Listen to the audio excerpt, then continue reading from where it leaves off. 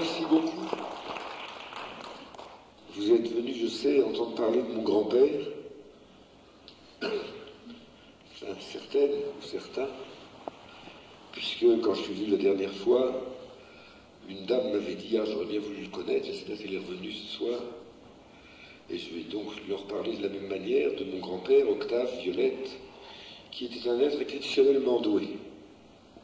On n'employait pas du tout le mot surdoué à l'époque. Mais mon grand-père était un surdoué de l'amour. En effet, participant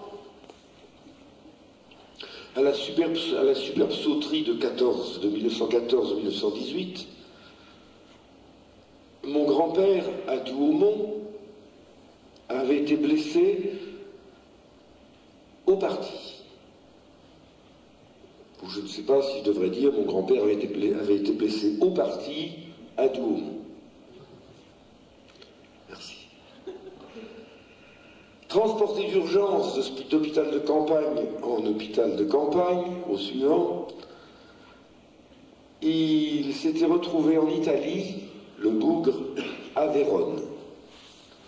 Eh bien, mon grand-père, Octave Violette de son nom de famille, blessé à Douaumont, je veux dire au parti, avait trouvé le moyen de détourner une petite bonne sœur italienne. Il faut le faire quand on est blessé au parti.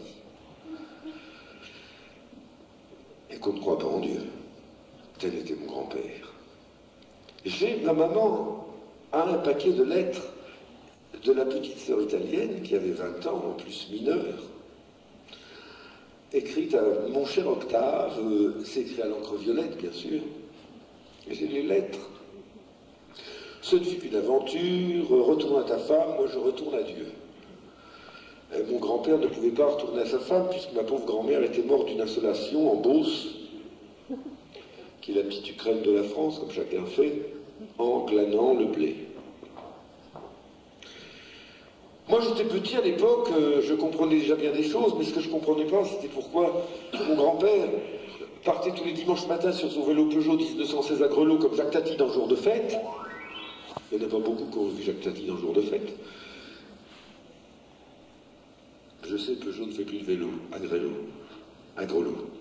Et revenait le dimanche soir de plus en plus fatigué au fur et à mesure que les années passaient. Ce n'est que plus tard que j'ai compris que dans un rayon trop court autour du village, quand les femmes voyaient arriver mon grand-père, elles disaient « Tiens, voilà Octave, on a déjà donné ». Sur la fin de ses jours, oui, mon grand-père trouvait que c'était... Il voulait rester fidèle à ma grand-mère, Hélène. Et il trouvait que c'était lui rester fidèle que de ne plus jamais en aimer que plusieurs à la fois. Ça se défend. Plus tard, sur la fin de ses jours, il devint plus raisonnable et fit l'acquisition d'un cheval percheron de Labour, gris pommelé, qu'il appela Bichon, comme on appelle toujours les chevaux gris pommelés de Labour percheron, pour remplacer le vélo. Hein. Ah, je vois qu'il y avait des mauvaises pensées par là. Remarquez, je ne sais pas. Peut-être que mon grand-père en était. De la Violette. Et donc c'est à lui, au cheval, que je dédie cette chanson, toute de bonheur et de bien-être, pour laquelle je suis accompagné à l'orchestre et au chœur par Pierre Louvet,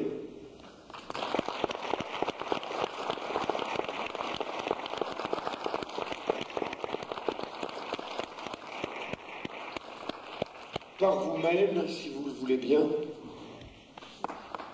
et je vous fais remarquer à l'avance que c'est un cheval normal. Il fait pipi, il paraît qu'on dit pas ça pour un cheval dès qu'il pisse. Il pisse 3 fois dans la chanson, et je vous demande de l'accompagner joyeusement dans cet effort méritoire. Merci.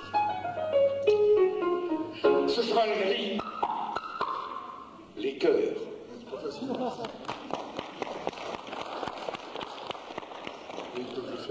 Alors, hein, quand même, moi je vous en parle. ce cheval gris. Quand on allait mon grand-père et lui, voir si nos champs allait du lever jusqu'au couchant, ce cheval gris qui s'arrêtait toujours au milieu de la chaussée. Quand la marée chaussée passait, il fallait bien qu'il pisse. Alors mesdames, j'espère que vous allez faire mieux la prochaine fois. Je compte sur vous. Les hommes, vous pouvez vous abstenir. Mais mesdames, je compte sur vous la prochaine fois. Et c'est à lui que je dois ce curieux mépris des lois qui me fait dire aux gendarmes